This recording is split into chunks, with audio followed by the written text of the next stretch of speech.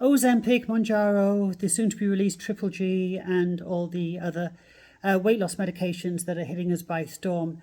I was asked how that was going to affect my business, and I was probably not going to affect my business at all. So I wanted to do a quick video and explain what I meant by that, because it is going to affect a lot of businesses. Now, first off, I see a lot of coaches online, and they're all, wagging their finger and, oh, it just takes hard work and all this. And I'm not that coach, okay? These medications are going to save lives. These medications for some people are miraculous. Yeah, you can wag the finger of personal responsibility and, oh, you just need to do this and you just need to do that. Or you could save the damn life, right? So stop with the judgment. This is shifted the weight loss industry and the health industry forever. And yes, it is going to impact some businesses very badly. So the weight loss industry, for one, is going to get slammed, right?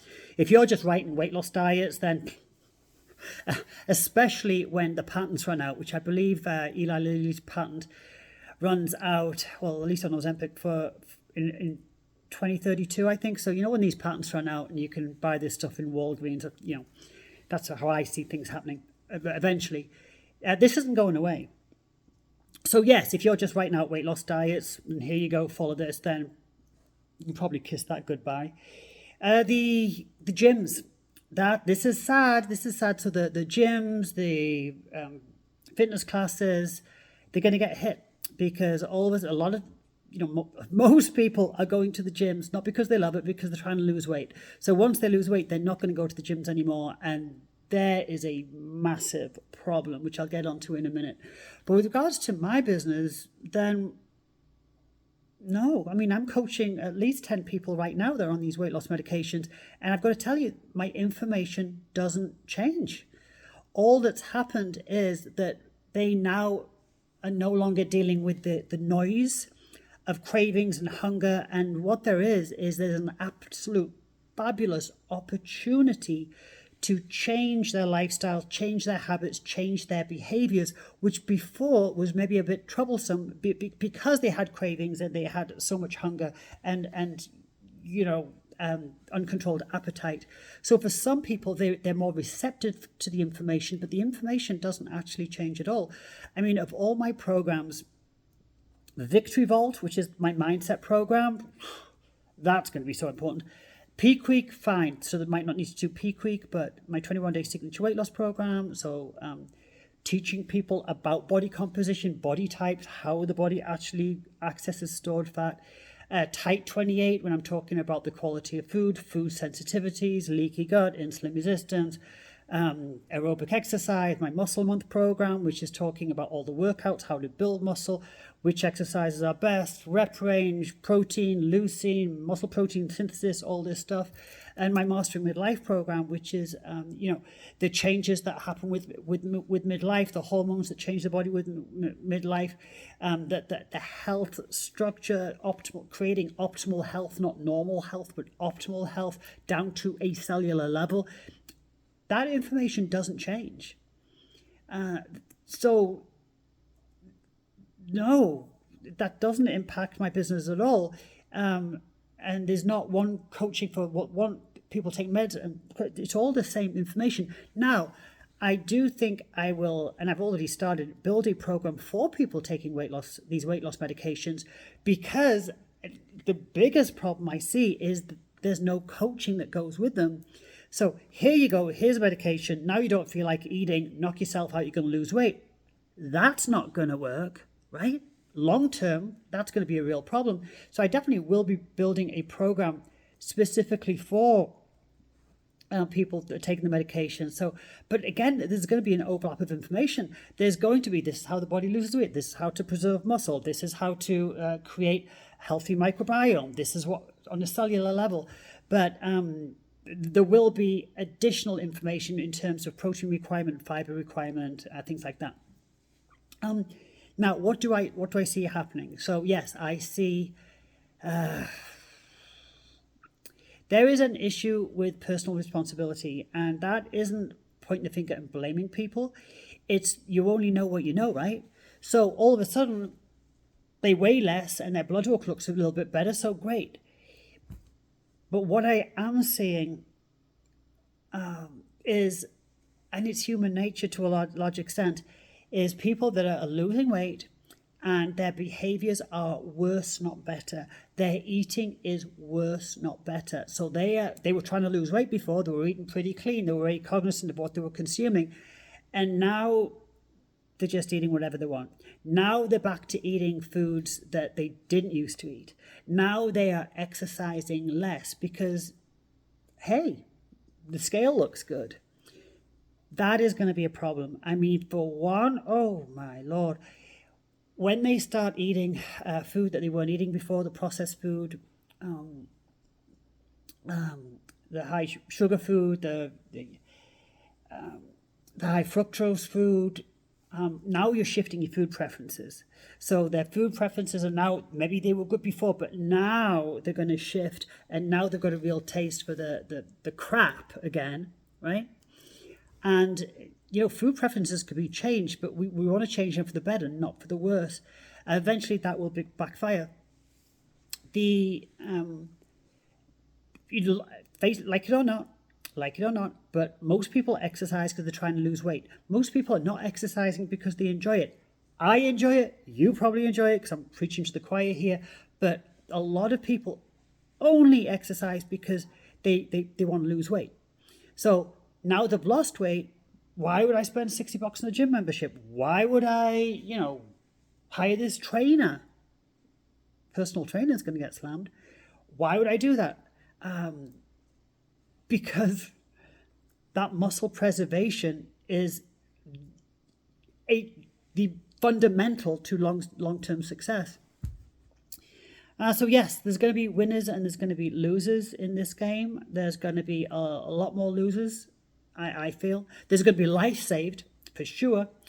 And there's going to be people whose weight loss was stuck and they were doing all the right things, and now they're being given the access to stored body fat.